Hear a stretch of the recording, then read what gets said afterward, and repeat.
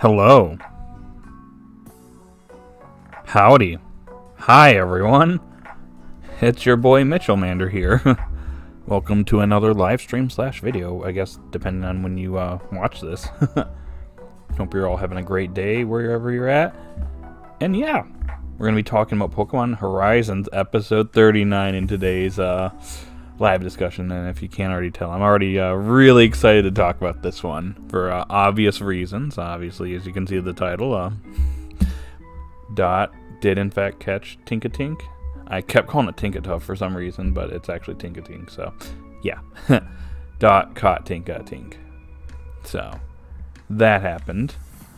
And yeah, before we get started, for anybody that's brand new here, just discovering this for the first time, if you enjoy what you see and you like this type of content, it'd be pretty cool if you sub to the channel, like the video, watch as much as you can, preferably to the end, but again, these live discussions would go on for about an hour and a half, so, you know, I guess take your time with it if you want to. But anyways, we have a good time here. We just hang out, chat, usually on Saturdays around 12 p.m. Eastern Time Zone, where I'm currently at, or where I live at, I should say. But that's when we have these live stream discussions, but I also make Horizons content. I also do other live streams as well of other video games. So yeah, you should totally sub the channel and all that good stuff. Also, before I continue the background music that you hear in the background is from another live stream that plays video game lo-fi music. It's called Video Game Study Lounge by Game Chops. You should check it out sometime whenever you get a chance. Link in the description. I usually listen to it when I'm studying, you know, working, when I'm at work, or if I'm working out, or just hanging out in the house. I just put some music on. I usually put on the Video Game Study Lounge because it's cool and it's got remixes of cool video game music, so yeah, you should check it out sometime. Anywho, if you are new, we usually give it a couple minutes for everybody or a couple people to show up, and then we get started. But we do have a few people in chat, so I'm gonna get to it now. Spider Kid Studios, I'm here. Proper Pikachu, here. What's up, you two? Hey man, how are you doing? I am doing pretty good. It's Saturday. I slept in quite a bit today, and I feel refreshed. How about you? I think Dot's development is kind of rushed. Like, this is her second real battle, and she's already using advanced battle tactics that took Ash decades to master. Decades. Implying that Ash is older than 10. No, I'm just kidding. But I don't know if I don't know if I agree or disagree with that take, just because Dot has kind of shown that she's kind of knowledgeable of this stuff. And she does come off as actually, you know, a smart individual. So her coming up with this strategy is not, I wouldn't say it's kind of, you know, out of nowhere. She also provides, like, tips for trainers in her streams, too. So I don't know. That's why I say I don't know if I necessarily agree with that. But, you know, if you feel that's rushed, you know. No, you're entitled to your opinion, and I respect that. But yeah, that's just me, though. I know why. Do tell. I'm just gonna go right out and say it. I was gonna save this for a little bit, but I think Dot might actually be my favorite character in Horizons now. She's quite well developed, in my opinion. Going from just a shut-in streamer to, you know, going out in public in this episode and, you know, actually showing a lot of growth here. She really made this episode, in my opinion. And her growth throughout the series really has made this episode also enjoyable. Without that growth, this episode wouldn't, you know, matter as much. So, I don't know. I think she's had probably my favorite development so far in Horizons. It's because Dot is extremely knowledgeable about Pokemon, so it's understandable that she knows how to use, you know, the basic strategies, base battle strategy. Yeah, that makes sense. Wow, you know, we've gotten only four votes so far, but everybody has said 10 or 9. The 9-10, 10-9 rating, not bad. Goes to show that this was a very solid episode. But you know what, guys? I'm going to go ahead and actually give my thoughts on this episode. We're going to go ahead and go through the episode. Yeah. And then I'll assign a rating, and then I will leave it up to you guys in the chat. So, this episode starts off with a live stream from Tinkatink, and yeah, things go haywire. Her equipment malfunctions, and yeah, she has to cancel her stream. So she also needs a new mic. But they stop at a town that's original to the Pokemon Horizon series. It's like an industrial town by the desert. But anyways, Liko and Roy head into town, but Dot initially is requesting it, and then like, oh hey Dot, why don't you come with us? At first Dot's a little on edge, but eventually decides to go as they're getting ready to leave too, which I think it's funny. I like how Murdoch was super protective. I was like, oh, she doesn't have to do this. She can't do this, guys. And he becomes super worried about her, which I thought was kind of funny. Anyways, they head into town. I like the part where they're looking at antiques, and it's kind of funny because like you see like the old TV set and stuff, and Liko and Roy are just kind of mesmerized by it. Like, oh, people used to use this stuff? Liko, Roy, and Dot are Gen Alpha confirmed.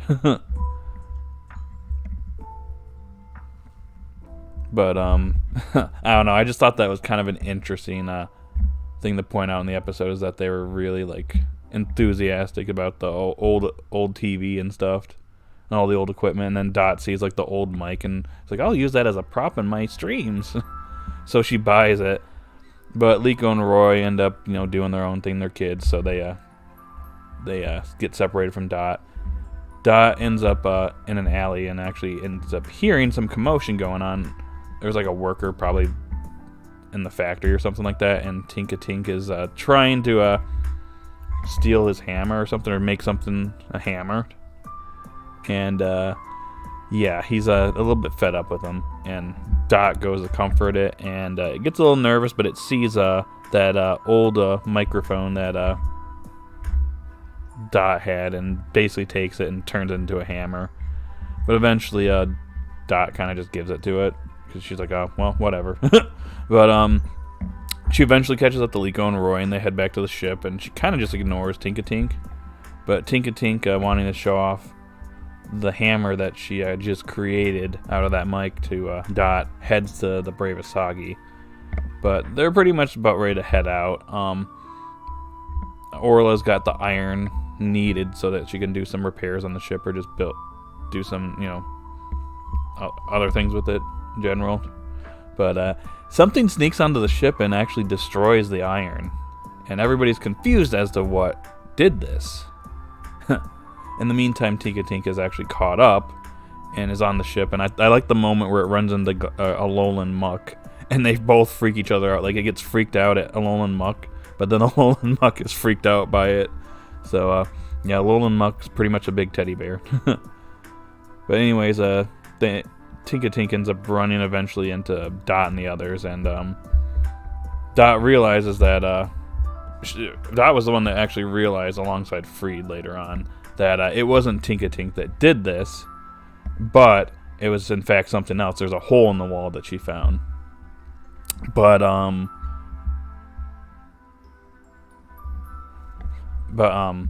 anyways, Tinkatink ends up running into Dot, and she shows off her new hammer, but Liko and Roy see it, and Murdoch ends up actually seeing it and sees it as the culprit. So everybody's kind of like, oh my gosh, that's the culprit, and they start chasing after it. But Dot's the only one that knows it's, well, at the time, doesn't know that, knows that Tinkatink isn't the culprit. Freed eventually figures it out. He actually has a trap set up, and turns out that the iron, you could tell that a Pokemon ate it. There was some bite marks on it. And then you find Orthworm, I think that's how you pronounce it, and it's actually tied up, and it got caught in a trap, but it ends up breaking out and then goes under the ship. Actually, kind of almost knocks the Brave Asagi over, and that's when we get Dot versus the Orthworm, using Quaxley to basically water the sand, and it doesn't like being, you know, getting wet, so it ends up trapping it, eventually luring it in, and gets hit by Quaxley's pound, and then Tinkatink shows up and whacks it with his hammer, and boom,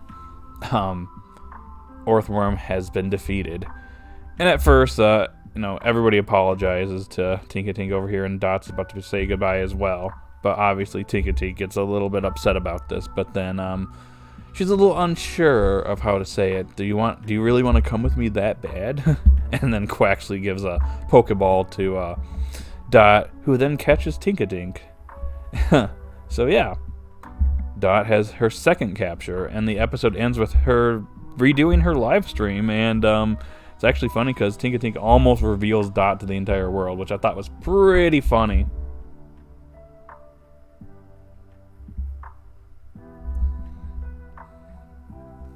So that's how this episode ends. Another moment I forgot to mention is that I like the moment where Murdoch actually runs up and hugs Dot because he's super worried about her, which I thought that was kind of funny. But overall, I thought this was a fantastic episode. I think this is probably my favorite episode of Horizon since maybe even the Captain Pikachu episode. I think that this was a really well done capture. I think it was just well done. It was good for Dot's development. Shows how much she's progressed in the series. Tinkatink is very interesting, and I'm all here for the chaos, like I said in the last few weeks streams, and then my video where I thought that Dot would capture Tinkatink, because I'm here for the chaos in the live streams, and we got to see a little glimpse of that. So yes, as you can tell, I'm very happy with this episode. It was a very well done capture. It was overall just really well done. Dot's becoming one of my favorite characters within the series, and yeah, I very much enjoyed this one. So I'd say between a 9 and a 9.5, honestly. This is a very strong episode in my opinion.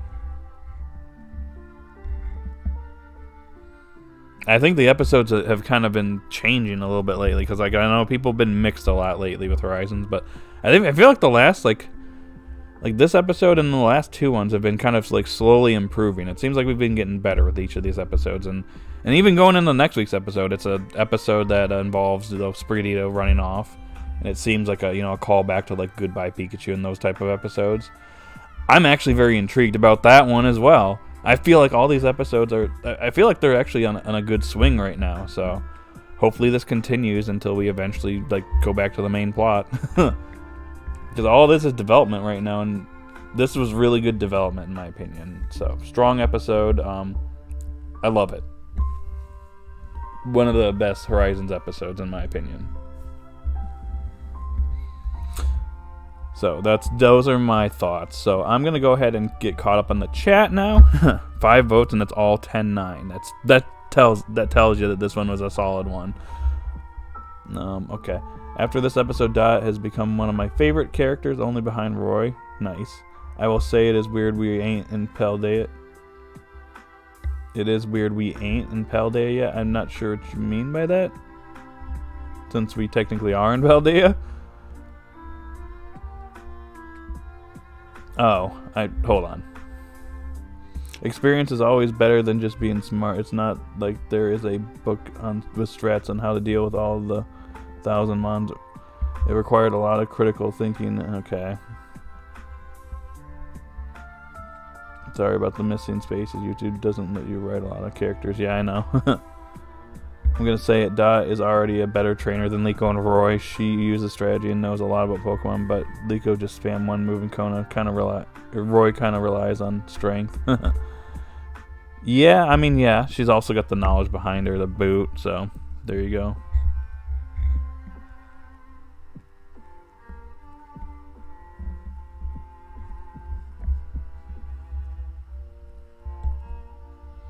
Hi Thomas, what's up? My only criticism of this episode is that they should have grouped all the episodes that take place in the desert together. It doesn't make sense that they go from desert to forest to desert to forest. Sure. I'd say that's a valid criticism. That's a problem that the series that shall not be named tended to have at times too. But then again, you got away with that since you're region hopping. Because we were in the desert a couple episodes ago. I was gonna say, haven't we had like 3 episodes technically? I mean, that one episode with the mines was like partially in the desert, but yeah, something like that. It kind of just shows that there's still some inconsistencies here and there. Quaxley and Tinkatink are surprisingly strong. Yep, plus Tinkatink has a hammer, so yeah. I was gonna say, as a second Pokemon goes, Tinkatink's probably the strongest out of the 3. Between the Burb and Hatena, who doesn't really do much to battling, so at all.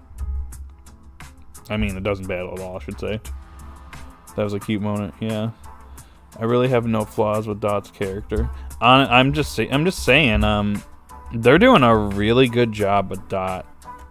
Like, a really good job with Dot, in my opinion. Like, she's becoming quite a fleshed out character. I hate to go back and, refer to the prior series, but I feel like she's Koharu done correctly so far. Like, she has a more prominent role in the series. She's showing clear signs of development, and she's changing quite a bit. She doesn't have episodes where she just disappears. She's at least present, even in episodes where she's not a major focus. Obviously, she didn't show up right at the very start. I mean, technically she was, since she was in the first episode in disguise. But, you know what I mean. I don't know. I am very much enjoying her character. I think that, yeah, she's arguably my favorite so far. I guess we'll see what they do with Liko next week with Sprigatito in a much needed episode. And she is the 3rd protagonist done right. Exactly. Boom. Case closed. Grouping all the desert episodes together and all the forest episodes together would give a bigger feel of continuity, and also Dot is Chloe done right. Yep. See? I'm still disappointed with how she was handled. There's so much they could have done with her, and it's just a shame in retrospect.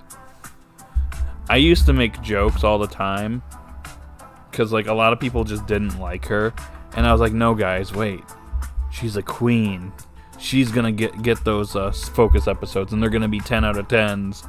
I used to do that to kind of troll people back in the day. And by back in the day, I mean like 3 years ago, 4 years ago, when Journey was in its earlier days. Fun times, eh? But yeah, I just think that what they've done with Dot so far has been really strong. So I just think that whatever they're doing with Dot, they just need to keep doing it, because so far so good in my opinion.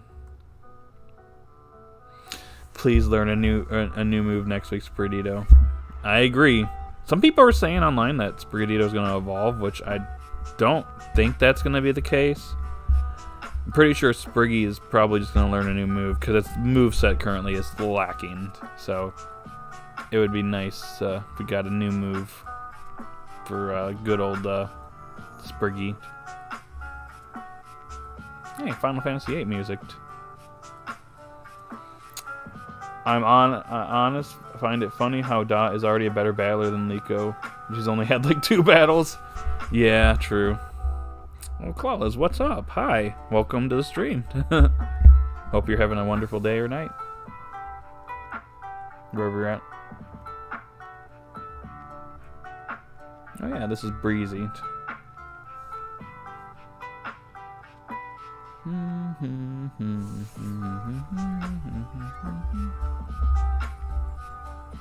Anyways, so I just think that this one was a solid episode. We got 3 more episodes coming up, and then, well, we have an episode airing next week, and then we have a break, then 2 episodes in March. First 2 weeks of March.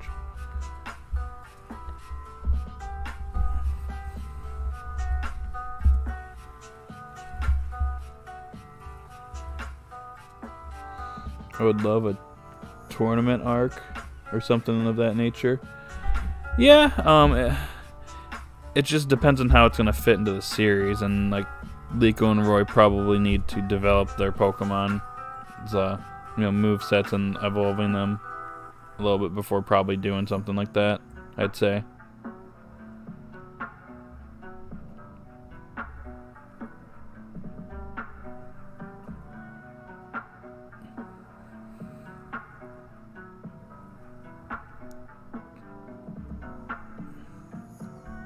I'm actually looking up Spriggy. Sprigatito only knows Leafage, Scratch, and Quick Attack. Yeah, I'd say it needs a new move before it evolves. I mentioned that in my video I made the other day. So, well, it's due for an evolution, but let's get some new moves up in here first. Otherwise, it's going to look weird if it's like it evolves and it's like, you scratched!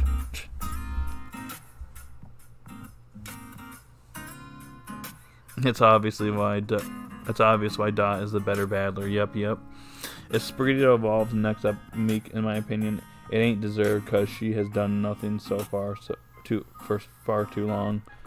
Yeah, that is true. Also, let's not forget Liko being good at strategizing. That is a good point. Maybe not like she's not crazy unpredictable like Ash, but like she does know a thing or two in the heat of the moment, I guess.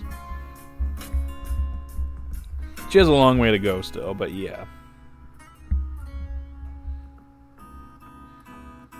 Liko better learn something other than Leafage. Liko is playing like a 5-year-old me. I mean, hey, when I first played Pokemon, all I did was spam fire attacks on like everything and not knowing the type advantages and disadvantages and stuff. I was just like, why is this taking so long to kill this Metapod? I keep tackling it.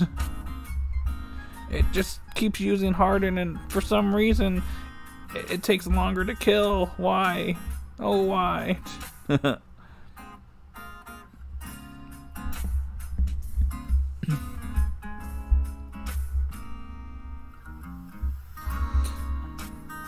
I gotta say this, I did research and every Pokemon from every companion had 4 or 5 moves by this point, so there's no reason Sprigatito to have free moves. Yeah. Good point. Don't forget, in the summary it said Liko is training with Sprigatito, so learning a new move is likely. So yeah, that's pretty much a given, I guess.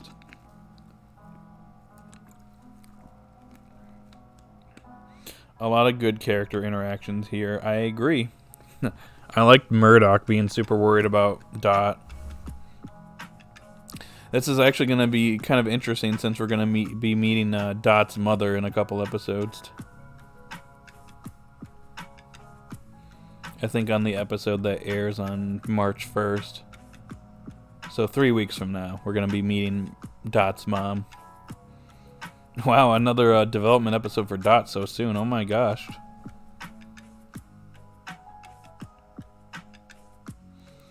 I think we are getting Sprigatito's backstory, or maybe the website I'm watching just had a bad translation. We pretty much are. It looks like we're going back to where Sprigatito was originally from, based on what I can tell from the preview. Either that or it's like a Sprigatito-like place where there's just a bunch of them.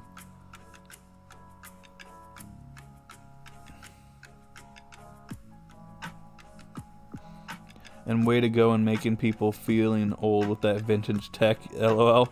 Exactly, that's what I was saying earlier. That's why I was like, Liko and Roy and Dot are Gen Alpha confirmed. I was gonna say that old... I just remember my grandma and grandpa having a old TV set like that back at their old house back in the day. Good times.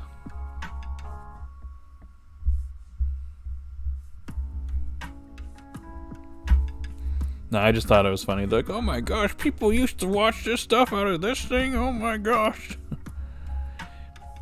And in 30 years from now, technology is going to improve anymore so that we're going to look at like iPhones in like 30 years and they're going to be like, you used to use those things? Those are ancient.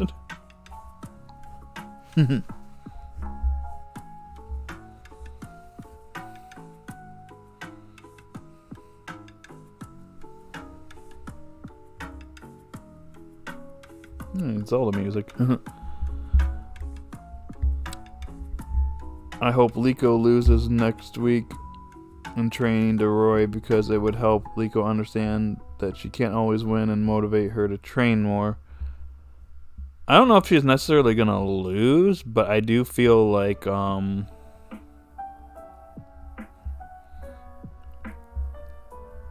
something's going to accidentally happen where Spiritito like ends up injuring Liko or something that causes the battle to come to an end. Maybe she's like getting frustrated or something with it, or with the situation. That's why it runs off.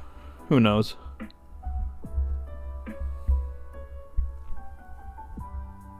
I love Liko covering her eyes and internalize that Nido thing is its own thing. Yeah, I caught that too. I thought that was pretty interesting. She's like, oh my gosh. She's like, I can't look. Nido thing is Nido thinged. Hey, we got Pokemon music. I just realized that. Verdanturf Town.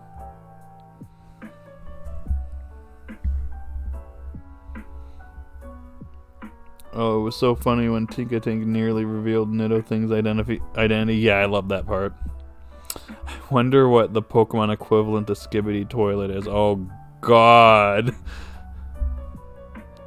I don't even want to think about that.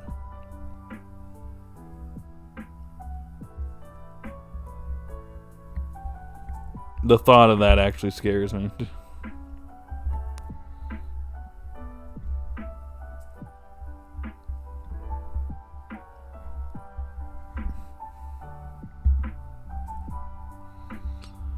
Orthworm toilet? I don't know.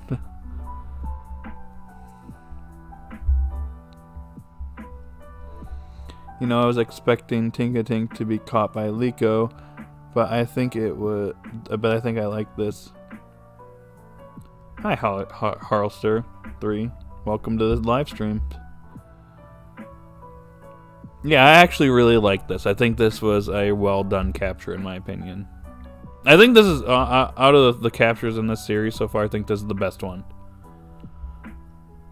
So, again, like I said, I'm all for the chaos with the Tinkatink and the live streams. I think it's going to be a lot of fun. We already saw a glimpse of that at the very end of the episode, so I'm here for the chaos.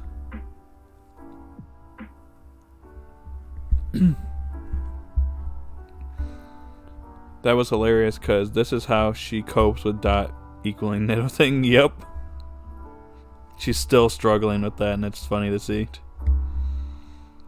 I hope Tinkatink doesn't get the Wattrell treatment. That's all I hope. Yeah, the burb really needs to come back. It feels like the burb has been forgotten. I haven't seen it in a while either.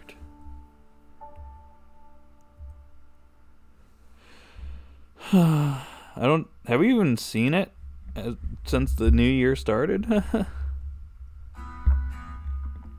Man, I think the last time we might have seen it was at Diana's. Yeah.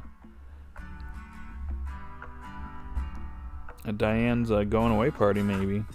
I hope I'm wrong.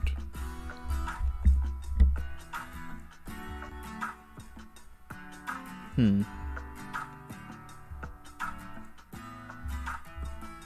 not sure. I'd have to look it up. Diana.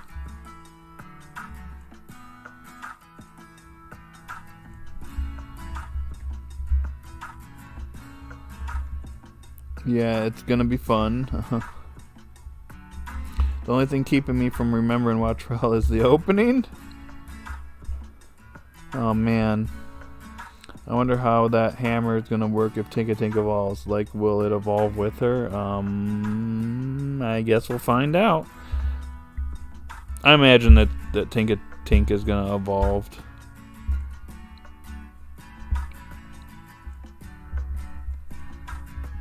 But I'm so looking forward to the next week's episode. Also, the summary states Spiritos head into a breeding facility.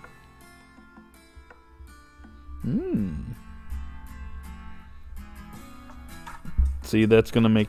I feel like next week's episode is gonna be a lot more interesting than what I originally thought.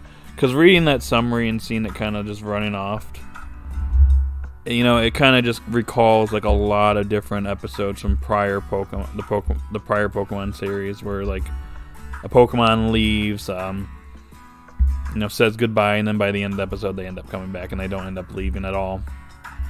We've seen that happen a couple times, so kind of got an idea of, you know, where this could potentially go. But I just, based off the preview, I'm very intrigued by this episode. I've actually been kind of surprised. I feel like Horizons is back in a bit of an upswing lately, so I'm actually looking forward to the next 3 episodes. Honestly, I think each one is going to be getting better as they go along. So, and next week's episode actually looks a lot more interesting than I originally thought. So yeah, I'm all for it.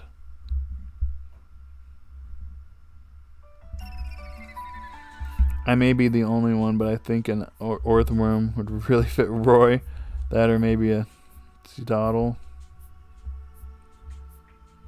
Maybe. I mean, Earthworm is unfortunately out now since it was shown up here, but I wonder what else could work for Roy. I'm wondering if this hero Pokemon could potentially fall under his care, but I'm guessing probably not now that I think about it. I maybe spoke a little too soon on that.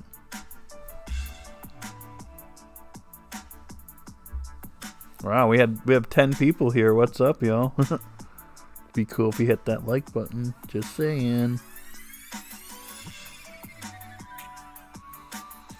Can I tell you a fun fact? If Dot, Quaxley, and Tinkatink fully evolve, she can counter all 5 admins at this moment in time. Ooh. That is interesting. Unless they got other Pokemon they got under their sleeves, yeah. The explorers beware.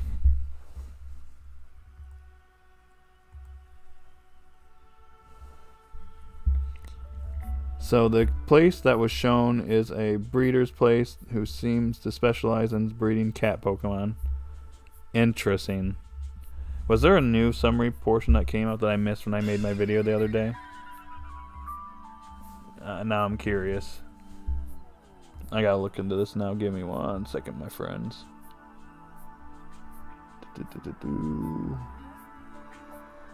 That would be episode 40.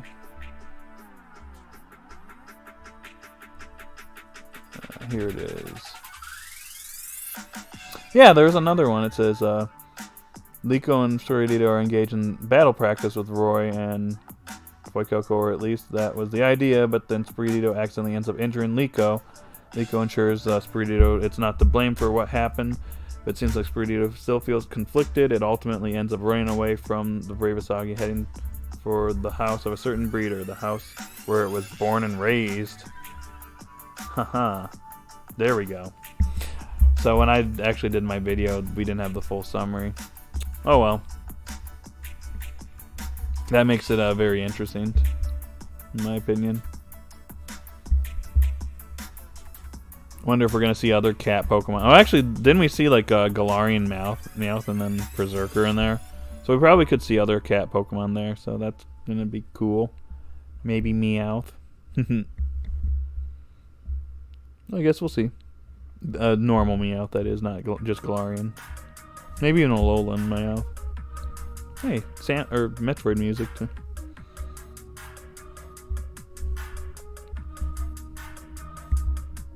I really think that Roy will get another musical theme Mon to match with Fuecoco. They could form a very wholesome band. That would be actually kind of interesting. Not gonna lie. That'd be cool. Wait, Tinkatink's hammer is pink, so when it evolves it'll be bigger and pink. Good point. So pretty much the hammer is just gonna get bigger and pinker. Summary said breeder, and I connected the dots. Gotcha. Gotcha. Okay, makes sense to me. I wonder if Tinkatink will be added to the opening. I'm assuming it will. Probably. They tend to do that whenever there's like an evolution or like a new Pokemon capture or something like that. The only issue with the Roy and Citadel idea is Citadel works, but I don't think Roy and the Titan dynamic would work if he got a Citadel and evolved it. Yeah, Yeah, I'm not sure.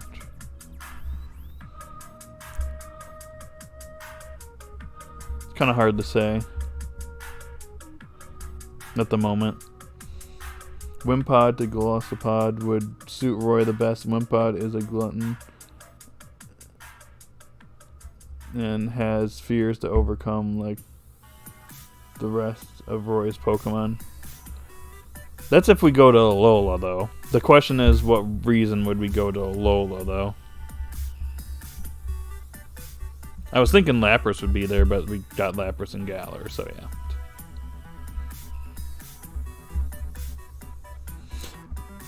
Is this Donkey Kong music? I think it is. Beer Factory.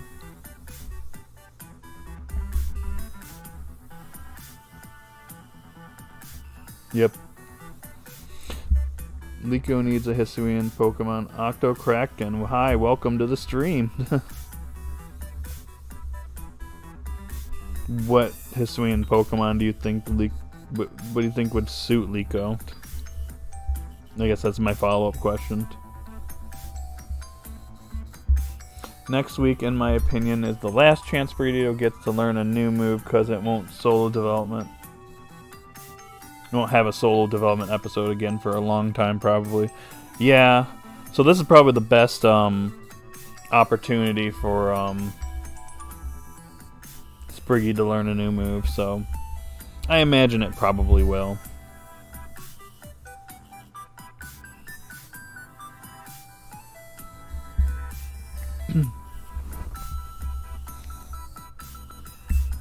I want Roy's team to be a 5-6 or 5 out of 6 to be musical, and the 6th one being one that just dances about to the ear bleeding musical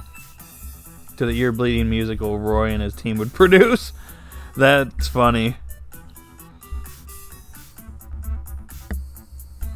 That'd be a good dancing Pokemon for him, though. Have to ponder on that.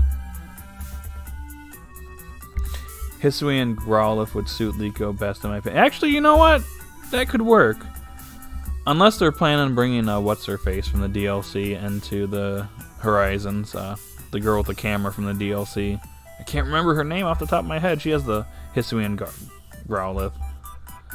Unless she's absent, then yeah, that actually could work. Think we're going back in time to obtain it, or do you think we'll just go to like Blueberry Academy and get it? Purin, yeah, that's her name.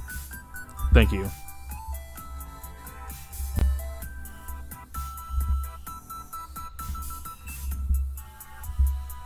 This stream is the most full it has been in a long time. Yeah, I'm not gonna lie.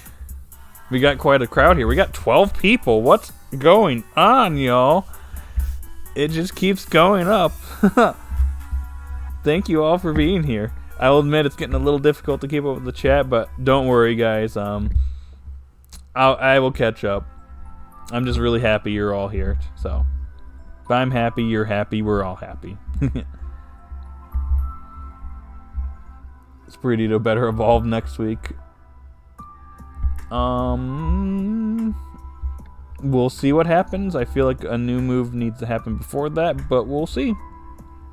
Night Slash or Shadow Claw? Night Slash or Shadow Claw? Night Slash, maybe? If we get a Unova or Johto game this year, or a new Legends game, then they need to catch one of those Pokemon. My preference would be a Legends game over like a Let's Go or like Black and White remake, considering the Diamond and Pearl remakes, in my opinion, were not the best, since it was basically just the original Diamond and Pearl. Just, yeah. Even consisting of some of their flaws, too, so. Probably should have just remade Platinum and enhanced it a little bit, and then, yeah. But that's a discussion for another day. I'll spend all day on that. Oh, crap. Hold on, guys. Hold on. I just want his team to be full of chaos and shenanigans, and I think it'd be really fun. Plus, I can't wait for a Spreedito episode next week. It's been a long time coming. Agreed. I want chaos and shenanigans as well. An explode would be epic for Roy. That's a good one, because it's literally a speaker Pokemon, and hope Dot catches a Nidorina. It'd be hilarious because she is Nido-thinged. That would actually be funny. T Henry 12, hey, welcome. So many people are here. What's up? What's up, my friend? I actually thought it was a good episode. Dot and Tinkatink do make a good team due to them both they love streaming. Don't know when both Liko and Roy get a third of their teams. My last comment cut off. Oh, yeah, there's a limit on how much you can chat. I had to jump around there. Hit that like button. Yeah, hit that like button, guys. I agree with Thomas. We got 10 people here. Could we get the 10 likes? It'd really help. Just saying. Anyways, moving on. Probably just Sinnoh or BB Academy. Time travel doesn't really make sense because all the hero Pokemon are from the same time, and so how would that make Cleavor any different? See, that's where I'm kind of conflicted there. I feel like, I mean, based on the DLC, there's a chance that time travel could be possible, but they could also take a different route, and maybe Cleavor's just hiding in a cave somewhere, or hiding in a bush or something. I don't know. I guess we'll see what they decide to do when we decide to tackle Cleavor. Don't know yet. I'd love Explode for Roy, but I doubt that it will happen, unfortunately, since it's not in the Gen 9 games. Oh. I mean, you could still find it, you know, since we're traveling the world, but I guess we'll see what they decide to do. It would be an interesting choice, though. I could see both Liko and Roy getting a Hisuian Pokemon when we get to Hisui. I guess we'll see what they decide to do. I've seen some people suggest Roy should catch either Sneasel or Hisuian Sneasel. And I think those could fit. Actually, you know what? That could work. That would be an interesting choice for Roy. Anyways, this episode is fun. Love the capture. Can't wait for next week, especially because I adore Spreedito. I'm so not looking forward to how the internet will behave. Oh, I think I know exactly what you mean, Clawless. I think I know exactly what you mean, and yeah. Guess we're gonna just need to just avoid the Twitters and stuff for a little bit and just focus on the good. If it's even possible. I prefer Legends, Johto, or Unova, or Black and White 3 rather than Let's Go Johto or Black and White Remake. You know what? I agree. Preferably Legends, because even though Legends has some flaws here and there, I actually enjoyed Legends. I think that's probably the most enjoyable Pokemon game on Switch in my opinion, so that's just my opinion though. Just one guy's take. Don't worry, I already hit the like button. Thank you. You're good. If you've already hit the like button, it doesn't pertain to you. It's just for the people that haven't. That means for the people that haven't, you should hit that like button. Hee. What type of team do you think Dot will have? Because Liko is a healer and Roy has a musical thing. It's kind of hard to say because their team's already kind of interesting. I would have to ponder on that a little bit more because I haven't really thought that through. Since we're traveling the world, it's kind of hard to figure out. She's got 2 Paldean Pokemon. Maybe next Pokemon maybe is in Sinnoh or something. I guess we'll see. Liko isn't really healer themed. It's just maybe just Hatena. But Hatena works for Liko because Hatena, you know, is very much affected by emotions. And Liko wants to understand how Pokemon feel, so that works very well for Liko. So Pokemon that kind of are in a similar vein could work very well for Liko. I love how Quaxley is the one who gave Dot the Pokeball to catch Tinkatink. I think secretly Quaxley is the best treated starter in the show, to be honest. It is the only one to have a personality. I mean, Fuecoco's got his goofy personality, and Sprigatito's kind of, you know... Sprigatito is a very cat-like. Very much like a cat. But Quaxley probably does have the most personality out of the bunch. Healer, Magician, because that is their Pokemon Final Evolution. Explode will probably not be caught by Roy because it has an ugly design, but I do see an episode where Roy interacts with Explode. True. They showed all the cat Pokemon in their evolutions in the trailer, so maybe that was a tease that Sprigatito will evolve next week. I guess we'll see what happens. Definitely Magician. Can't really agree on a healer, that's just a tennis thing. It really does have kind of both feel, in my opinion. But yeah, I'm gonna try and go through the chat as quickly as I can. Liko is more Magician and less healing. Her final form Pokemon are all magic based. Dot seems to be a physical dancer, fighter type theme, and Roy has the singer theme, obviously. Yep.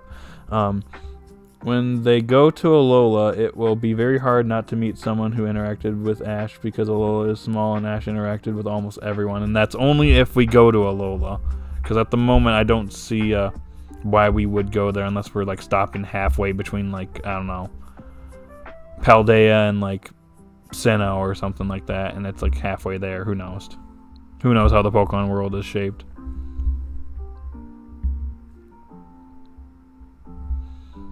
It just depends on if we go there, or if we're at a specific island and we don't go to Melee. Who knows? I don't know what they got planned for this series. I guess we'll just let them cook it up for a little bit. Let them cook. And then we'll see what happens. I'm surprised Liko is the only one who has one Paldean Pokemon so far. That is interesting. She has one Paldean Pokemon, one Galar Pokemon. Guess we'll see what else she adds to her party. We're at episode 4. We're going into episode 40 now, so guess we'll see what else comes of the team. I imagine if Dot got Rotom, the amount of shenanigans it would cause her streams along with Tinkatink. That would be interesting, but don't they already technically have Rotom with their Rotom phones? But I don't know.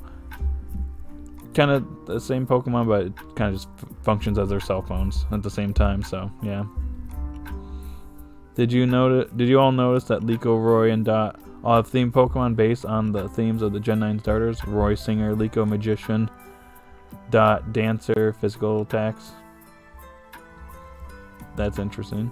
Dot with a Rotom would be awesome. I'd say Quaxley is definitely the most mature out of the three. That I actually agree with that. I'm not gonna lie, if we do an Alolan Executor, would be fun, very fun to have Roy. That would be that'd be interesting to have on the ship. Just saying. If we go to Alola, I mean, yep. They better not catch Sinnoh Pokemon other than the Hisuian Pokemon. Leave Sinnoh alone other than Hisui. Gotcha. I want an episode where Roy interacts with Team Skull and Guzma because they like to rap. And Roy wants to, show him and Fuecoco singing abilities. That'd be interesting. I gotta go now, so bye. Okay. Thank you for stopping by, Clawless. Once again, I appreciate you stopping by, and it's always a pleasure. So feel free to come by anytime. I guess I'll see you in the next one.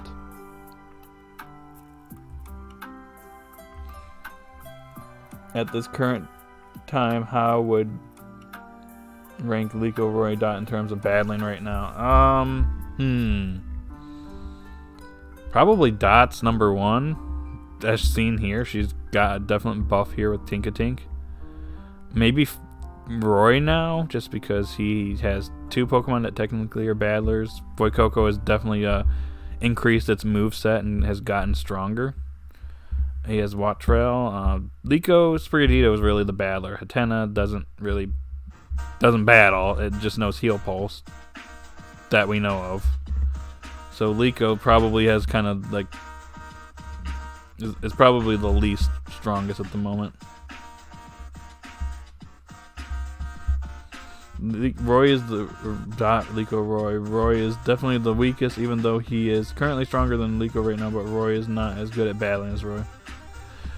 Yeah, I mean, I think Liko's probably got the better, can strategize better, but like, he has 2 Pokemon under his arsenal, and the only thing that I can say is that, like, if it was a tag team battle, Hatena could heal Sprigatito, so they'd probably need to focus on Hatena first. But Hatena probably wouldn't battle willingly, knowing how its personality is currently. It probably needs another episode to get that development where it actually grows a little bit stronger. I find it interesting that Liko ignores her cat's wishes since Sprigatito likes to battle. Yeah, that's actually kind of funny. Like in the one Galar episode where it's like, oh, I give up, and Sprigatito gets mad at Liko. I don't know, something about that's actually kind of funny. But also shows Liko does need some growing and developing, which she has done. I don't think Hatena doesn't really like battling, to be fair, which makes sense. Yep, it's probably gonna get to a point where like we're gonna get to a point where maybe Sprigatito gets like super injured. And it heals it, but it gets injured again or something, and it has to step up to the plate, and that's when it learns an actual fighting move. Not a fighting type move, but a battling move, I should say.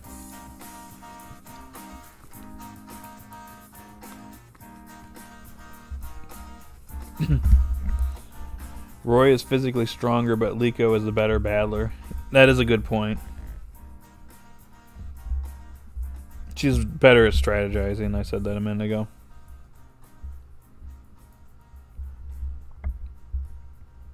I know people hate comparing Ash to them, but Sprigatito basically is the Ash's Pikachu out of the series. When do you really think about it? They have so many similarities. That is true, even though Spriggy definitely doesn't have Pikachu's popularity and probably won't have its endurance beyond this generation, but you know. Yeah. That's a good idea, Mitch. Yeah, see? That could work. That could really work well. They're like battling the Explorers or battling somebody. And Sprigatito, is the one that's taking battling that gets injured. Maybe it gets healed the first time, but then it gets injured again, and that's when Hatena needs to step up, and that's when it learns like a move. Maybe ends up healing Spriggy, and then they basically team up and they win. See? Boom. That's kind of how Hatena could actually, step things up a little bit, become stronger, and actually become like a useful battler. It's probably going to be a little bit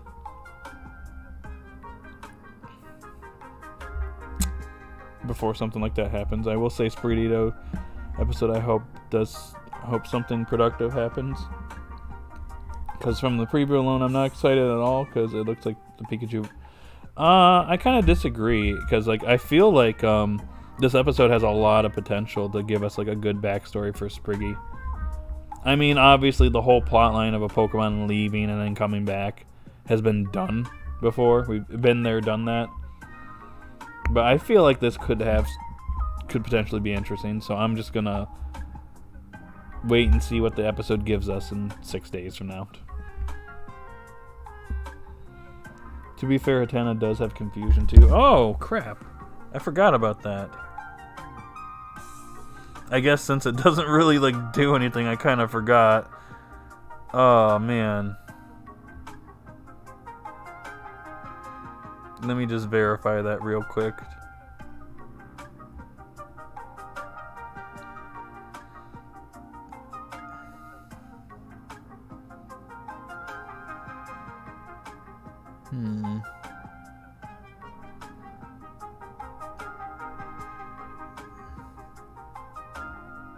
Okay. Anyways, I hate how people say Liko can't be a battler. because Ash was, or because she likes to understand Pokemon, she still needs to battle to protect herself from the explorers and the hero Pokemon. I mean, I will say that she is being put up against characters that are really strong, so it would make sense for her to at least be on their level, so she can, you know, stand up, so just in case something happens to Freed, she's not totally helpless, kind of thing. And Roy wants to actually capture Rayquaza, so he really needs, he himself needs to be like a lot stronger in order to accomplish a goal, something like a goal like that. Next week's episode looks really good. We need some more Liko Spriggy development. Agreed. I have to go, guys. See you next week. Peace out. All right, Thomas, thank you for joining. It's always a pleasure to have you here, and have a great rest of the day. And we'll see you in the next one. I honestly thought they were gonna make Sprigito hate Liko a bigger plot point and spread it out, but it was already done like that by like the 4th episode. Yeah. I'm kind of glad they didn't stretch that out. It's something that you don't need to do for a very long time. Yeah, in episode 28 where they fought the old guy. Oh! I probably spaced that out just because that episode wasn't exactly my cup of tea. I have to go back and rewatch that just so I can see.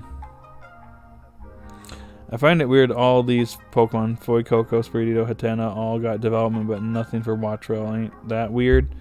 Which is why the Burb is going to need something soon. Give it an episode or have it fight someone or do something with it. Come on now. We don't need it just sitting there and just not showing up or doing anything. It's like the one Pokemon that's... It's just bothering me that it's not there. Like, even in Sun and Moon, when, like, certain Pokemon didn't, like, you know, weren't, like, a focus or something, they were at least in the background, like, hanging out or, like, eating food and stuff. Like, they're at least present. Like, Wattrell just feels like it just fell off a cliff or something, even though it's a bird and it can fly. But, yeah. I don't know. I feel like they need to bring it back in some way so it's not forgotten.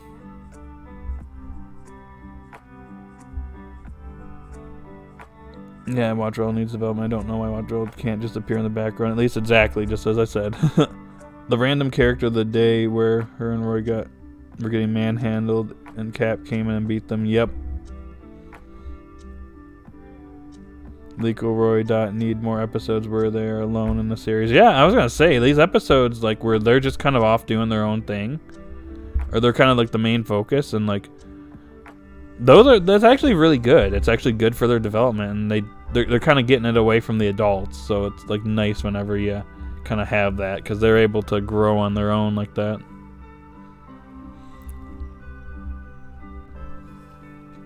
Yeah, I didn't like that episode either. It really annoys me. It's definitely my least favorite episode. That and the first picnic episode. Those are kind of, I think those are my 2 least favorite episodes of Horizons so far. Like literally, it's not even in the background. Like Hatena and Tinkatink are in the background and all the time, but Wattrell is, I'm gonna disappear. Bye. I'm gonna head out. Exactly.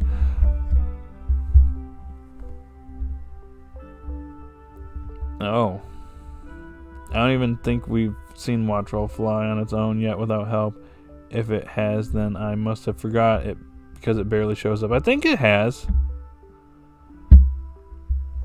I'm pretty sure it has, unless I'm misremembering or not remembering things correctly.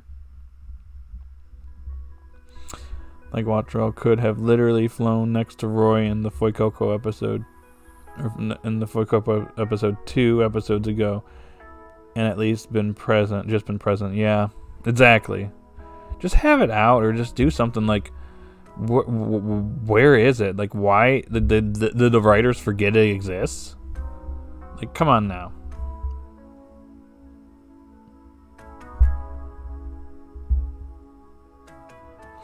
It's kind of sad that the anipoke community has kind of died after Horizons. Yeah. It's unfortunate, but it was I kind of saw it coming. Just because with Ash being gone, it was going to be a rough transition.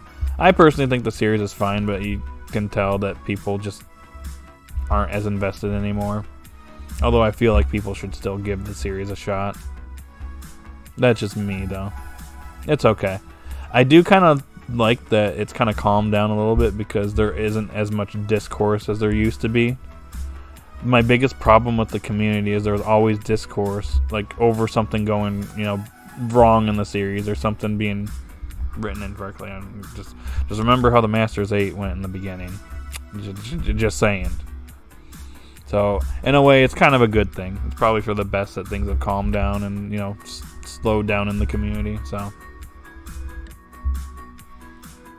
I can at least enjoy this series without like fights going on all the time.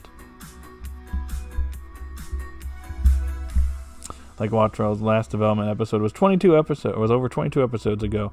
Then nothing since. There was an episode. Oh, actually, yeah, you're right. The last episode was when it and Fuecoco were fighting, and they came up with that like combined like move set thingy that they did in that one episode, that one training episode. Wattrell's the new Gengar. Oh god. At least with the first picnic episode, there was a lot of setup. The old guy episode, it felt like there was literally nothing, no satisfying setup, just nothing. Yeah, it kind of just felt like it was just it was just wasting time, unfortunately. Which is why that episode was like one of the episodes that really felt like filler, even though it technically wasn't.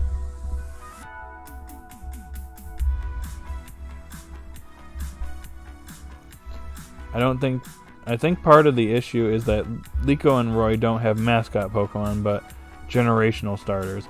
It's not like Ash where he went from region to region. Liko should have had a Pika and Roy Eevee.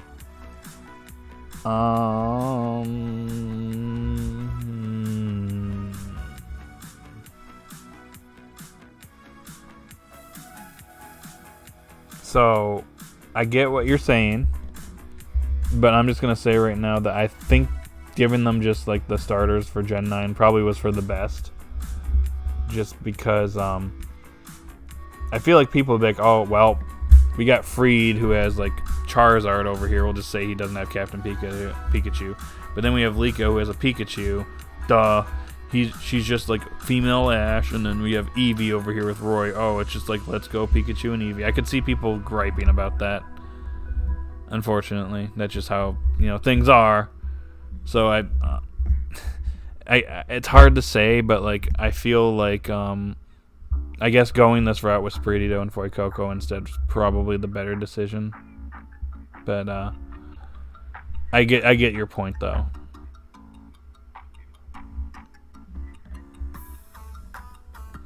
It's reminding me of the series that will not be named, where certain Pokemon of Ash just disappeared for massive chunks of the series. Yep. Remember when Gengar was really frustrated? And they're like, wow, Ash hasn't been taking Gengar out with him and he's mad. I remember that bothered me. People would complain. I remember the Marstop part in one of the Journey's two-parters. That's how episode 28 made me feel in terms of level of being an oh, that's pretty bad.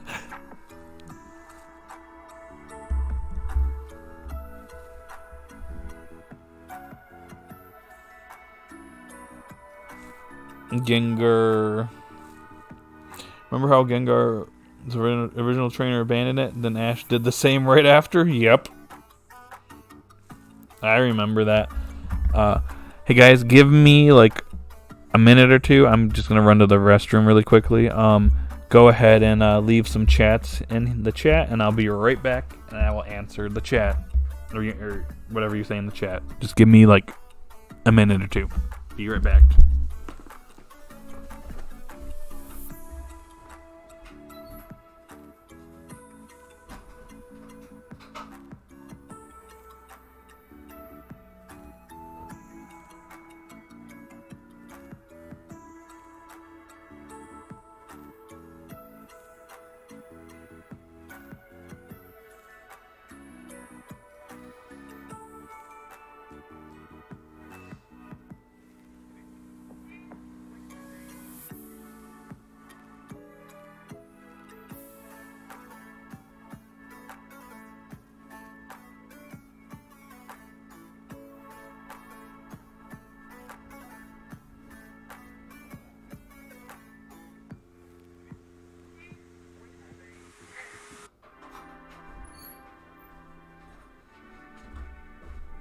Alright, I'm back.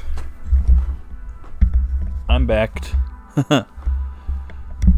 What are your guys' dream teams for Liko, Roy, and Dot? I'll let you guys in the chat answer that. I gotta, like, really think harder on this. Probably not best for me to do it live. We'll do it live! It's something I'd probably have to ponder on for a little while. I also feel like Horizons is sometimes combining 2 episodes into one. Example is when Rayquaza showed up and then the second half was spent on training. Easily could have been 2 separate episodes. Yeah, I agree. I actually agree with that because it felt like they rushed that whole part and then we just did that part. I feel like they could have been more meaningful if they had their own separate episodes, so I get that. They're kind of, you know, shoving them into a single episode. It's where the pacing gets a little bit too fast. Then it slows down. Hopefully Dot gets promoted to full-time main character in the Dot Mom episode.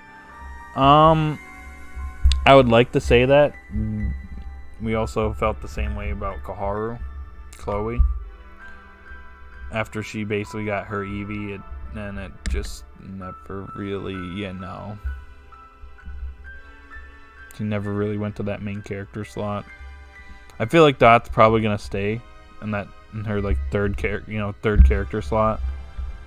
But I do feel like this episode has a lot of potential. They've been giving her a lot of focus too, so who knows? Good question. I'm not sure. Okay. Roy should have joined the gym challenge and became strong enough to battle Rayquaza. Yeah, but the problem is that would require him probably leaving the Brave Asagi to do so. That's the only thing that'd be a problem.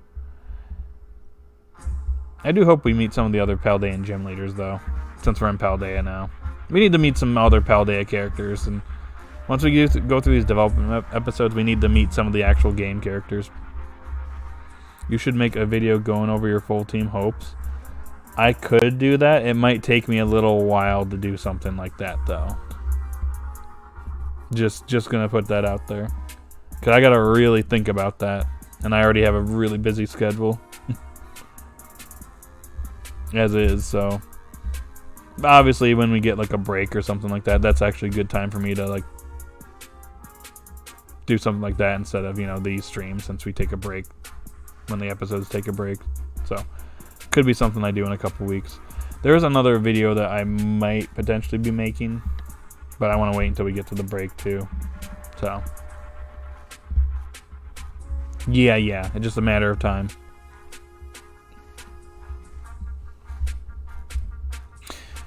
That feels really difficult because, especially with Liko, her team feels very unpredictable given that she could have a team of Pokemon from different regions. See?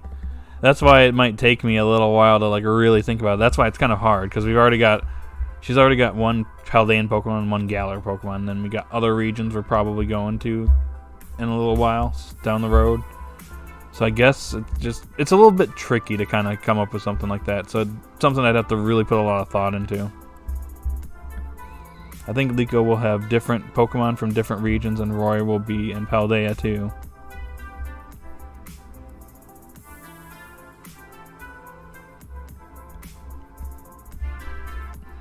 Yeah, I need to put a lot of thought into it. I don't think I could give my answer to it right now. Yeah, that's what I'm kind of saying. I'm kind of at that, it's something that I'd have to really think about for a little while and kind of just, I almost have to like write it down and kind of just go through like a region's Pokemon and see what could potentially work for her. That's the thing, is that's why it's like, it might be a little bit of a, this one might actually be really tough to kind of, you know, like pinpoint it.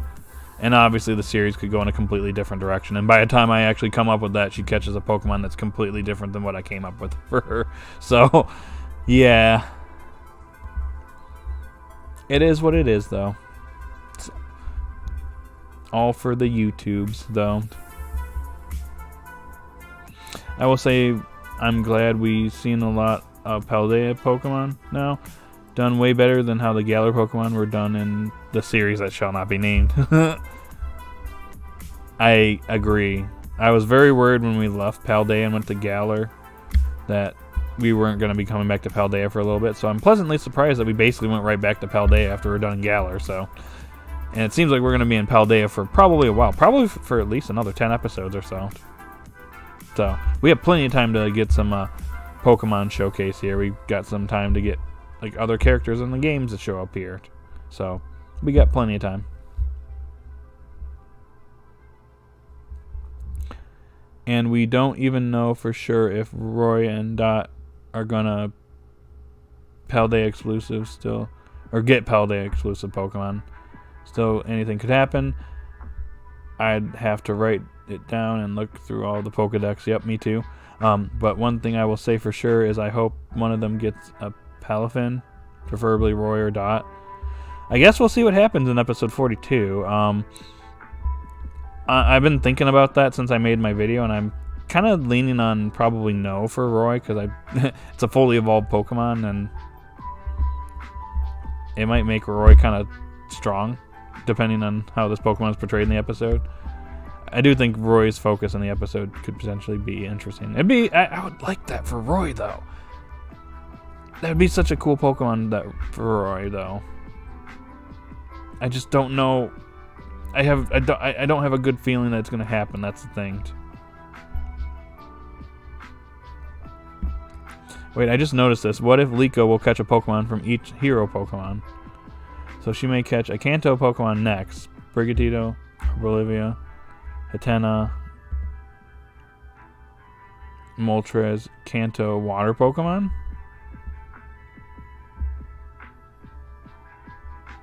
Oh, you mean Lapras? What would she catch in Kanto, though?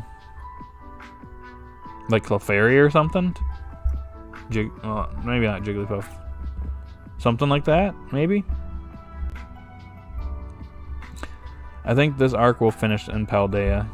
I would say so, since it is supposed to be Terrapagos focus.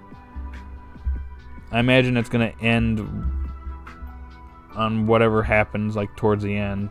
What signals the next chapter, which could happen at the end of, or could happen in episode 50. Then we move on to chapter 3, whatever it's titled. So she could definitely get a Hisuian Pokemon and then Johto. That is possible. It just depends on how things are going to go. Or Liko, see now. I'm not even sure about the Palafin thing.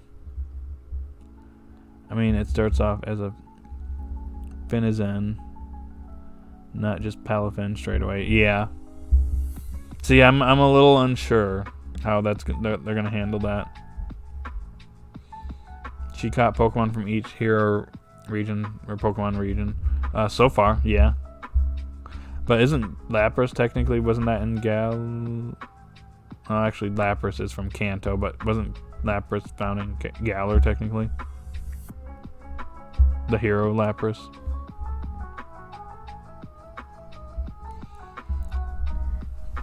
I'm just gonna say this: there have been a lot of Frozen Anipoke merch recently, and when this happened with Tinkatink, Mousehold,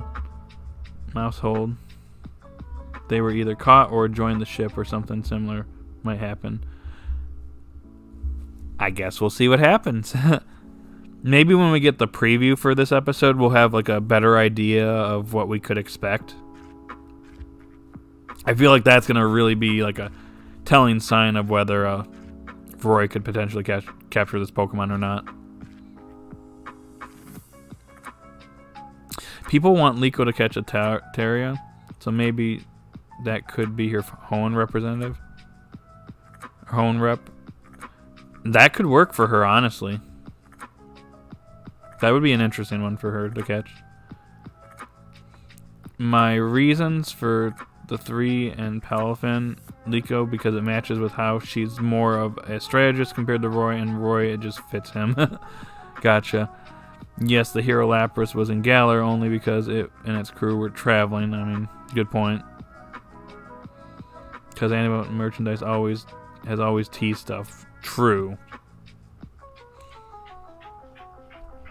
The question is whether it's actually going to be a capture or not, is, the question now. that's only a couple episodes away now, so when we get that preview for at the end of episode 41, we'll have a good idea of what potentially could happen, so.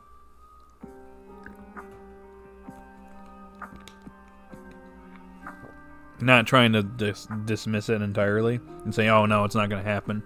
It could very well happen. It's just, I guess we're just going to have to see how they handle it.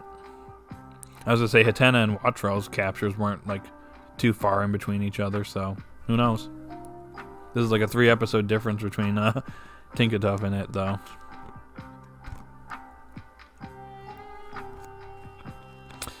I'm actually starting to doubt Dot now because she already has a water type in Quaxley. And I only thought about it because imagine stream shenanigans with superhero from Palafin. That'd actually be fun. That would actually be funny. That'd actually make it more chaotic. And yeah. Interesting. Liko team based on the hero. Region theory, Spiritito, Hatena, Kanto Pokemon, Hisuian Growler or Hisui Pokemon.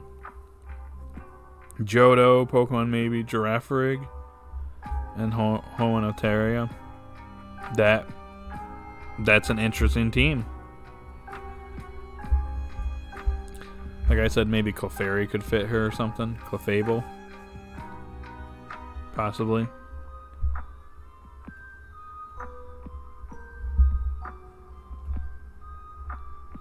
Also, please let Watrell appear in that episode because we're at a beach and it's an electric seagull.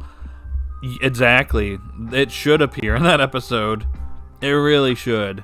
Honestly, isn't it found by the beach anyways in the games? I want to say it is.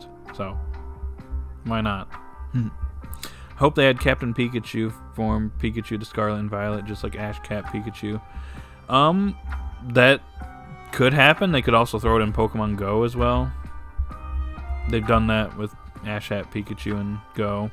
I could see that happening. I wouldn't be surprised if they announced something like that on the Pokemon Presents later this month. Girafarig would cover both Johto and Paldea once it evolves. Good point. I do think we need some like Paldean regional exclusives showing up on one of their teams, one of the characters' teams.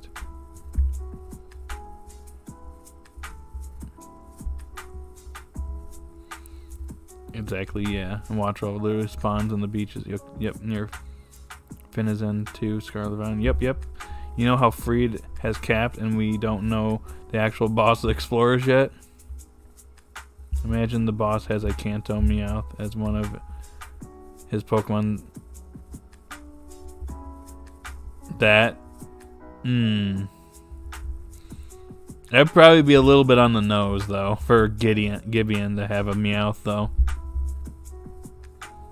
Maybe it's like a Galarian Meowth or like maybe a Alolan Meowth or something. Who knows? I know they added Captain Pikachu and Go, so most likely it will happen. They did? They added Captain Pikachu and Go? Did I not pay attention to this?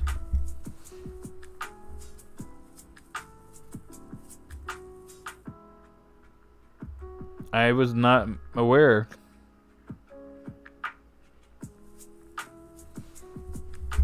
Imagine the boss has a Kanto Meowth as one of his Pokemon.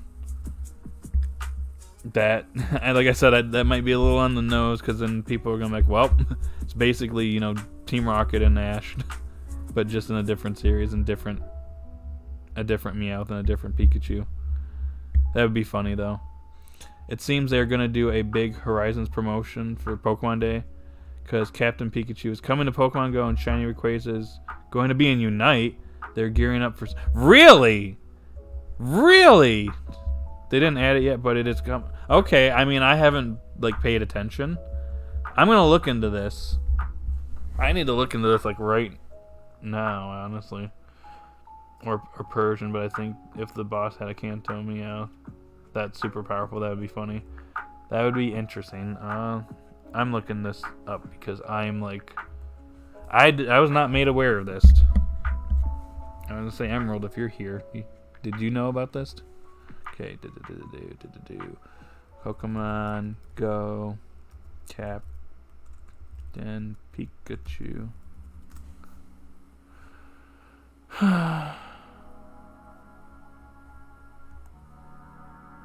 Was it data mine? New sprites, new moves, Captain Pikachu. Oh! Okay, I'm seeing it now. Oh my gosh. Coming Pokemon Day to promote Pokemon Horizons. That's coming to Netflix. Spawns it. We'll start at 6 a.m. Okay, I need to look up. I'll be back to the chat in just a moment, guys. Give me 1 second. Pokemon Unite. Rayquaza. Shiny.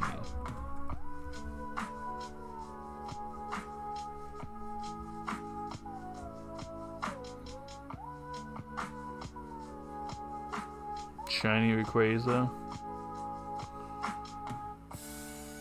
Cerulege? Wait.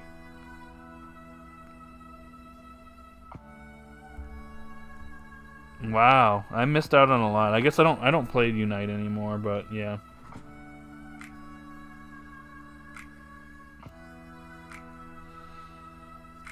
Oh, look who's here. It's Emerald. Tinkatink. Hello, hear about what? I haven't heard of anything from Pokemon Go, but there is like supposedly a space for a form, I think, for Pikachu and Scarlet and Violet. Well, I just looked it up and Captain Pikachu's coming to Go. And Shiny Rayquaza from literally Pokemon Horizons is coming to Unite. Please, I don't want to play Unite again. Please don't tell me I have to play Unite because Rayquaza specifically from Horizons is coming to the game. Please. Please, I'm begging you. I gave up that game a long time ago.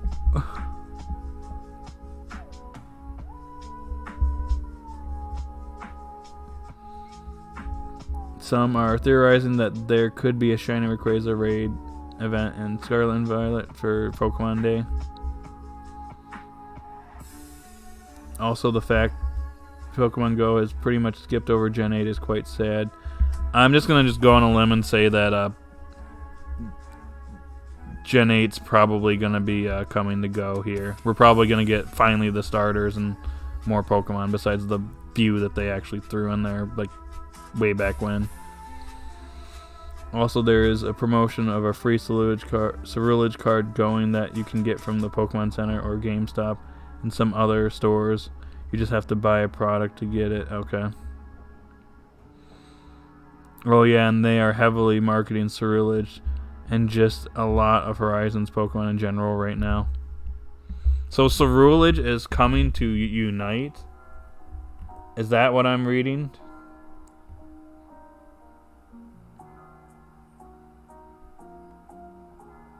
Miraidon for Lynx, Cerulege, Shiny Rayquaza, Regidrago. What? All coming to Unite. Okay.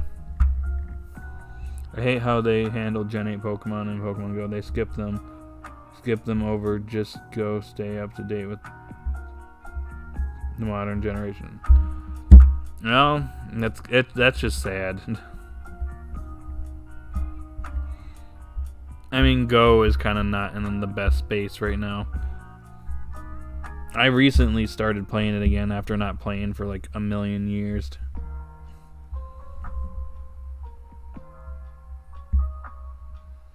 I mean, you could just play Pokemon Go and get Captain Pikachu. Don't play Unite. Yeah, Unite would probably hurt my soul.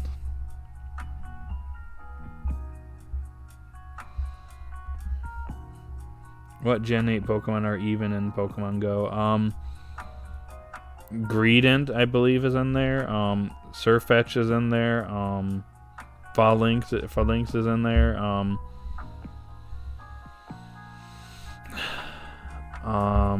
There's a few others I think are in there that I can't think of off the top of my head. The Zacian Zamazenta. Wooloo, yep. I remember they're all in there. But like I said, I kind of just... That was around the time I started slowing down on Go. Just because I was kind of just getting a little bit... I mean, I started having issues with Go around 21 and 22. When they started taking away a lot of the quality of life changes they implemented in the game during the pandemic. And now, like, there's so many things that they're monetizing the game that just really disappoints me about Go.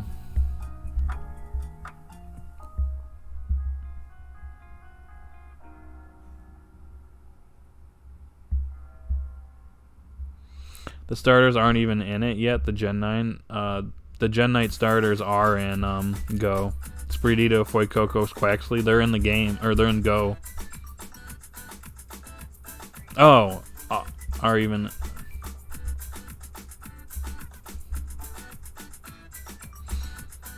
Yeah, we have the Gen 8 starters are not in the game, but the Gen 9 are, which is kind of sad.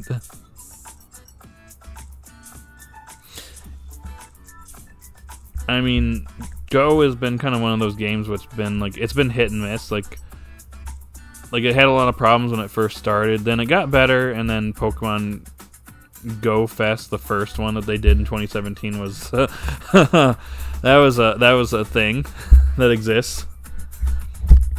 And then I played it a little bit, but then the pandemic happened, and things were actually good for the game for a little bit there. They implemented a lot of good stuff, and then they took it away, and then people complained, and they just didn't bring back certain things, and they've just been like making a lot of stuff paid, and it's kind of just like really like, it's really kind of killed the game in my opinion. Like the community, the Go community where I live at is pretty much non-existent now because of all this stuff. Just gonna put that out there. There's a few people that play, but not a whole consistent group anymore. Most people have kind of moved on with their lives.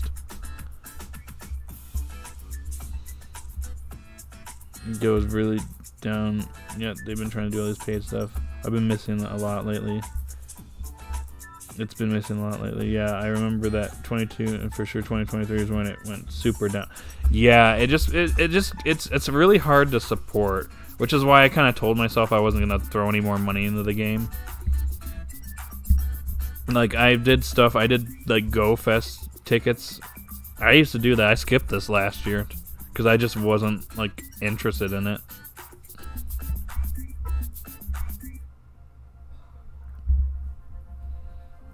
Like there are some things that I do enjoy about it, but it just there's a lot of like problems that just exist within the game. Which is why I stopped playing for a long time. I recently just picked it back up after a long time, because the only time I really play Go is when I go out and like take a walk or something, and I'm gonna be walking for like an hour or something like that. I'll put it in the background so I can, you know, have my Pokemon get candies or like hatch eggs and stuff like that. But yeah, I do miss when it first came out, like the first year. That was like it was an interesting time when it came out.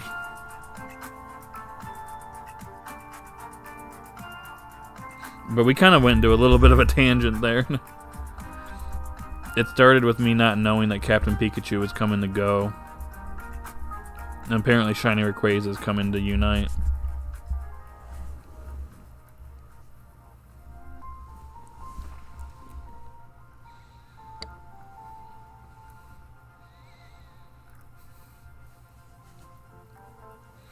I only did the first 2 Go Fest during the pandemic, the virtual ones. I was going to go to the 2021 before lockdown happened and change the online only. Oh, I was trying to buy a ticket to the one. It's fun story. Back in, what was it, 2017, when the first Go Fest happened, I was going to buy a ticket. I was gonna buy a ticket to go, and I was gonna try to get like a few people to go with me. I was at work when Like it went live, and like within like 10 minutes it sold out. So by the time I would have been able to get to it, it was too late. To go to Chicago, yeah, that's where it was held at. This is back like almost 7 years ago now. I was gonna go to it, and I ended up doing something else, but I just remember the whole chaos from what happened that day. It was fun.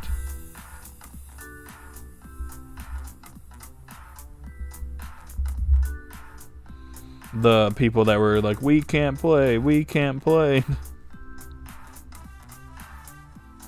They got booed and got thrown stuff. Maybe not throwing stuff at them because it's kind of out of their control, but you know, the booing was probably warranted. That could have been handled like a lot better.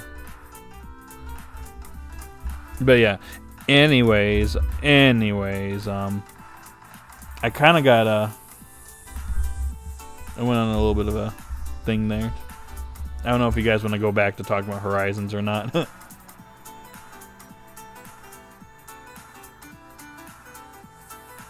I think Pokemon Day is going to be really interesting because in terms of the next main games that come out, I don't know which route they're going to go since there's so many possibilities this year. I wouldn't expect, obviously, Gen 10's probably a little whiles away still. I would not expect that. If anyone's expecting that, we don't need another game that's got problems again like Scarlet and Violet did. We don't need that happening again. Most likely route, I'd rather have something like Legends or even like I almost want to say just no main series game. I'd just say take the year off and just work on the next games and just make them as best as they can be.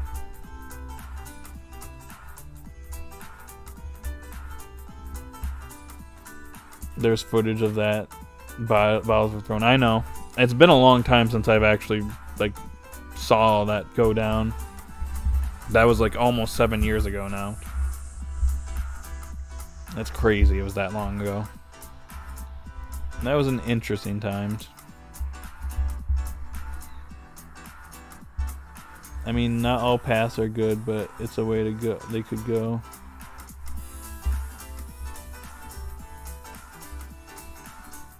Not Gen 10. I just think that right now we just I would prefer if they just took their time and made like the next main games as best as they can. Personally, for me, in my opinion, I think Gen 10, I would wait until 26 rather than 25. That's just me, though. Scarlet and Violet probably needed a little bit more time in the oven before they honestly came out.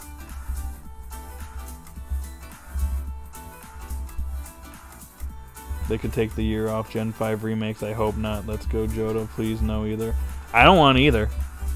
I was gonna say if they do if the black and white remakes are presumably remakes are like the Diamond and Pearl ones, I'm probably gonna skip them. I just don't think I want to like put money towards that. I'll just be like, all right, I'm just gonna go and replay Black White 2. Boom. Then again, I don't know where my 3DS is at anymore. Yeah, right now we are in the dark. What will come out this year? No, Gen 10. That's almost yep. Still too early for Gen 10. Agreed. They could take a year out. Yeah. Why am I rereading stuff? I think we will get some events for the various games. Okay. Pokemon Presents. Obviously, we're gonna get stuff for Go, Masters, Unite, and Cafe Remix. I mean, as I just found out, Captain Pikachu's coming to Go. We're probably getting Galar. Masters will probably just give away gems or something, or have like some event for that day. Unite apparently is getting a bunch of new Pokemon. Yeah. Remix will get something, and then they might announce something else. Maybe they'll get Mystery Dungeon or something. I prefer spin-off rather than main series. I think that would be the better route to go. Or Legends Johto or Legends Unova, Black White 3 other possible routes. I would prefer Legends. Well, remember, mini games have not just Scarlet Violet had issues that came out since the pandemic. I get what you're saying, my man. I get that. I mean, Legends has some issues as well. It's just that Scarlet and Violet have like the most apparent problems. Like, very much needed some more time to like iron out these issues, and they should not have been released when they weren't. I would have given that another 6 months, or like 6 to 8 months or something, honestly. They make enough money. They're not hurting.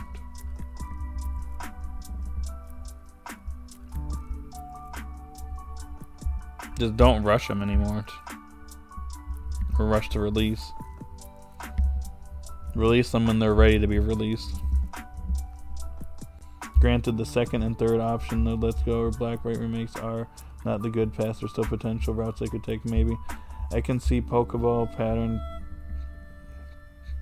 Pavilion coming back as an event for Scarlet Violet, like the Raid or Mystery Gift.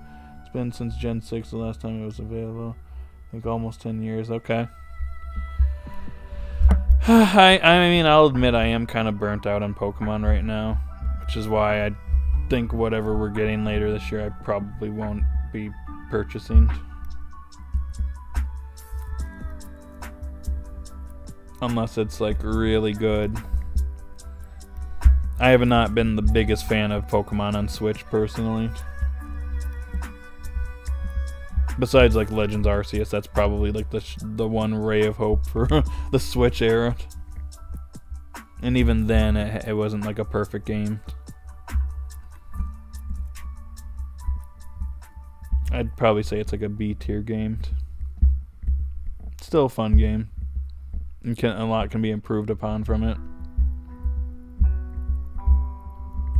But anyways, I'm going off on a tangent now. We're not even talking about Horizons anymore. So, can we swing it back, or is everybody good on talking about Horizons?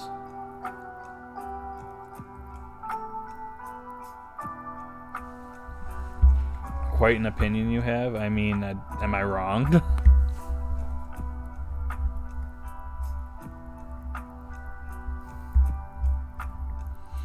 I think we will hear something on the anime, a new app. They need something after all this stuff is going on. But Horizons is on Netflix, so we'll see.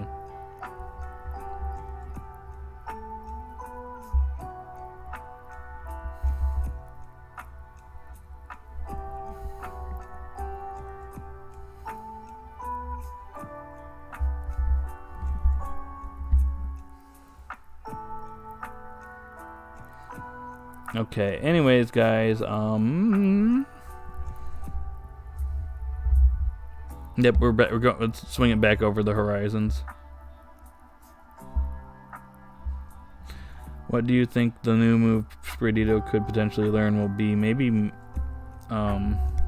Leaf Storm, maybe? Magical Leaf or something?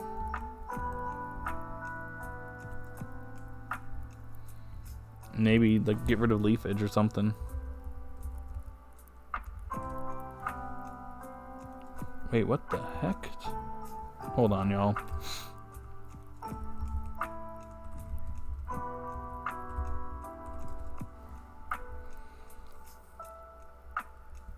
What's going on with Bulbapedia?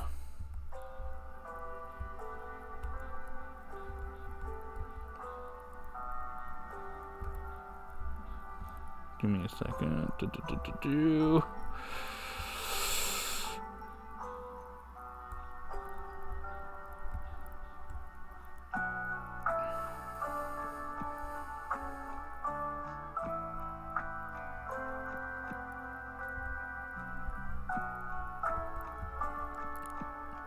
Okay.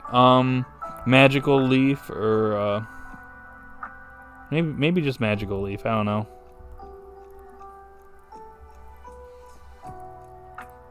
Yeah, perhaps a bit, but I mean, you aren't wrong on how you feel about the games on the Switch in terms of enjoyment. Yeah, pretty much it's mainly for me. I think Legends Arceus is probably the best of the Pokemon games from the Switch era. I just haven't been too keen. I don't know. I think I've said this before, but I am more so a fan of the first 5 generations of Pokemon.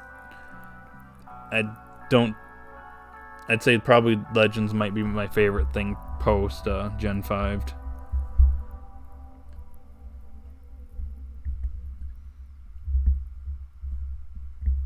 Not that everything's been bad or anything. It's just in terms of enjoyment, I'd say that I enjoyed the first games in that period more. I haven't really cared for. I wouldn't say I hadn't really cared, but I don't think the 3DS era or Switch era has been as enjoyable or as good in my opinion. Even though certain things are definitely better, there's just other things that I'm just not keen on, I guess, if that makes sense.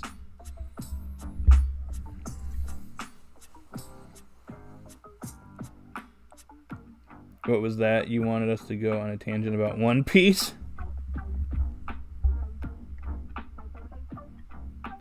What do you think? You got any hope that we may hear a new movie this year?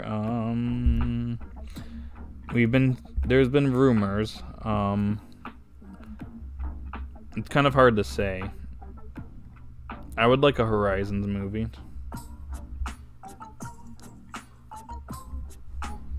I don't know if they're ever going to go back to the old format of having a yearly movie format. I don't think it's really feasible anymore. But maybe like every couple of years we get a movie. That'd be better, maybe. Jokes aside, I think it could be a dark type move or something. Like Bite or Hone Claws or something.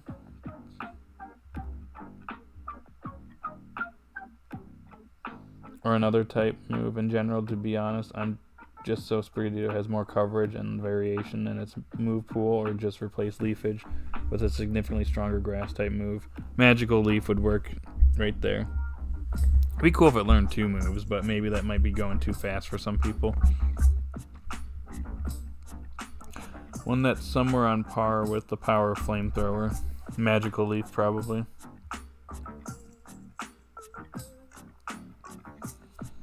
Or Seed Bomb or something.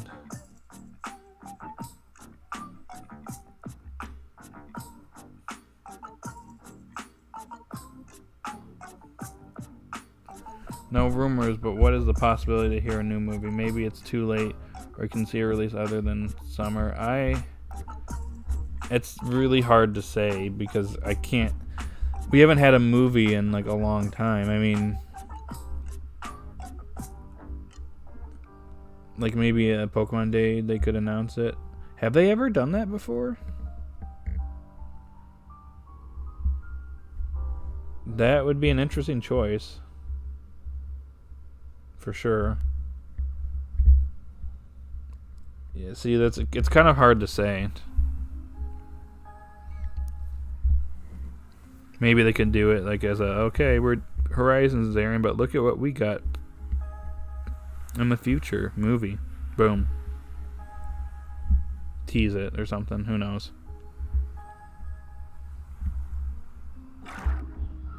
Apparently there's potentially another unrevealed Gen 9 Pokemon that could be movie related. Maybe. Like maybe on Pokemon Day they can announce. Oh yeah, I've already read over that. Yeah, I agree. It's probably going to be Magical Leaf or Seed Bomb. I think I quite like Seed Bomb, actually. Yeah, that'd actually be I'd like that, actually. That'd be cool. A nice new move for Spriggy. Spriggy needs something. Kind of needs more than just Leafage and Scratch and Quick Attack. Woo. I like how it learned Quick Attack, so that would make it level 15. But we were skipping over like a couple moves like Bite and Home Claws and Magical Leaf. Probably should have learned Magical Leaf already, but you know, hey. I don't know, I'm just here talking about Horizons and hoping for the best. Okay, I'm not gonna lie. I've lost track of time, so let me turn down the music a little bit. We've been going on for a little bit over an hour and a half now. Probably go on just a little bit longer. I want to see Tinkatink by the end of the series. I think it's a cool Pokemon. Probably will. I'd say this one has potential of evolving. So. And this was a really well done episode, so I don't be surprised if it fully evolves. I'd be very surprised if it stayed as a Tinkatink.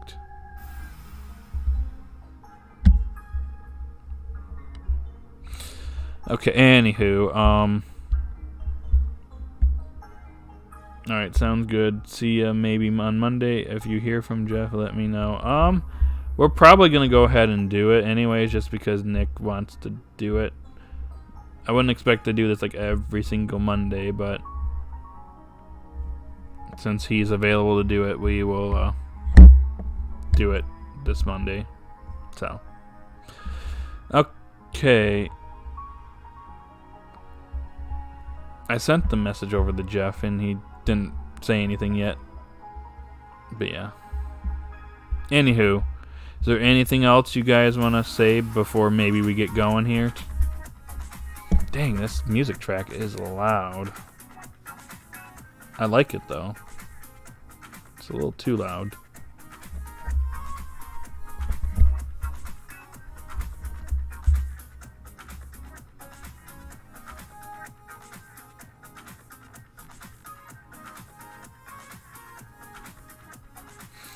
Well, I will say 10-9 won the poll. 6 out of 10 votes voted for it. 3 people said 8-7. 1 person said 6-5. So I'd say everybody seemed to really like the episode. So I'm gonna go ahead and I personally give this episode like a solid 9.5. So maybe we'll give it like a 9.5. Meet y'all halfway. Something like that. Or just a 9. I don't know. This one was a really good episode in my opinion. I definitely recommend checking it out. It's probably the strongest episode that we've had in a minute. Not that the last few episodes were bad. I just think that this one was... I actually think this is the best capture of the series so far. By a mile. Oh, we may get a distribution of Scarlet and Violet Captain Pikachu, probably. 9 seems good. It was really good. Yep. I'd say 9's a fair rating for this one. I don't know if I'd give it quite a 10, but it's probably the best episode, I'd say, since the Captain Pikachu episode. It's up there, at least. Still have quite a few people here. What's up, y'all? Oh, we got 4 people here watching. But, anyways, anything else, guys? More Zelda music.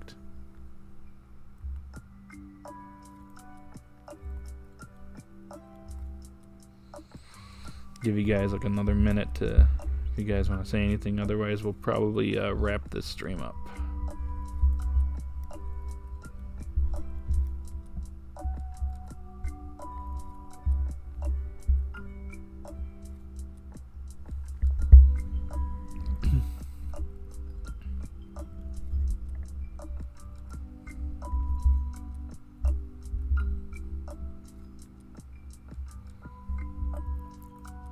Okay, I'm not really seeing any more responses, so yeah, we had this was quite a stream, I will say. I think this is probably the most I've ever had on a Horizons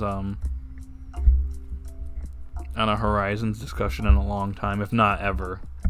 I think we hit 12 concurrent viewers at one point, which I think is the most I've ever seen on a Pokemon Horizons live discussion. So thank you all for joining. It's been a fun one. It's lunchtime for me. I am hungry, so I need to figure out what I'm gonna eat here. It's also Saturday, so I should go out and get something. Enjoy the day, as I should, before I head back to work on Monday. But Well, okay. I'm going to go ahead and end the poll. We'll give the episode a 9. That seems reasonable. Strong episode. I'm actually looking forward to the next 3 episodes. Next week's episode is the Spriteto goodbye episode.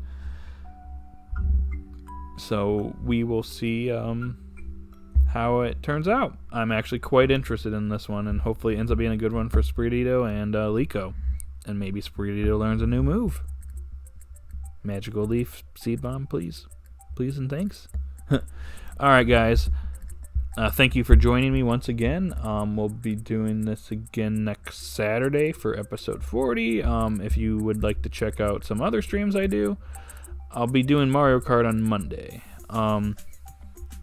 We'll see about the Nintendo Direct. There's been rumors regarding it, whether it's a regular Direct or like a mini Direct, or a partner showcase or something. If it ends up being a mini, I don't know if I'm going to be doing a reaction to it. And the only time I can do a reaction is after my work hours, so I guess we'll see how that pans out. But alright, I'm gonna head out now, so if you're still here in the chat, you're still here checking out the stream, thank you so much for joining. You all have a great rest of the day or night wherever you're at, and I will see you all later. Bye. Yeah.